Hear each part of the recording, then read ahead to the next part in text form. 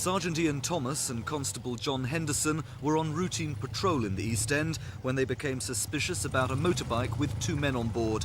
Within seconds, they were involved in a high-speed chase around the Isle of Dogs. They didn't know it at the time, but they were hot on the trail of Michael.Turner, a prisoner who just a few days earlier had been sprung from a minicab taking him and an escort of prison officers to his register office wedding in Wandsworth.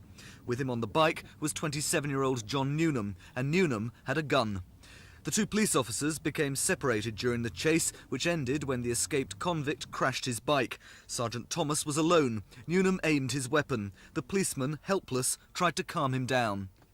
I put my arms out just as a sort of natural instinct, and when my hand was about 10 or 12 inches away from the end of the gun, NEWMAN pulled the trigger.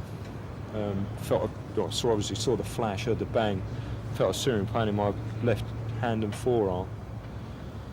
And I knew then that if I didn't get the gun from him, everything was going to go very bent. Either I would be more seriously injured or someone else that arrived on the scene would obviously get hurt. Soon afterwards, Constable Henderson arrived, and after a vicious struggle and help from a member of the public, Turner and NEWMAN were handcuffed. It was the second time both officers have faced a gun. Constable Henderson admits his confidence has been badly shaken.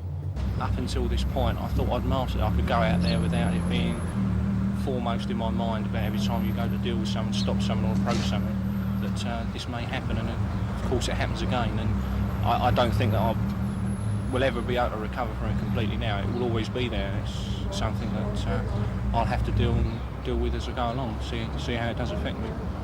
Surprisingly, perhaps, both policemen are adamant they don't want to be armed. Personally, I don't think it's a good idea.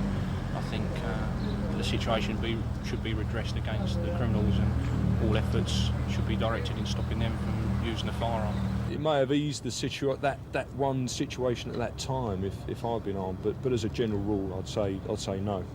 I'd feel happy doing my everyday job being unarmed. Both officers must now be in the running for bravery awards, but they go on patrol in the sure knowledge that one day they may be tested under fire again. Paul Larsman, Thames News.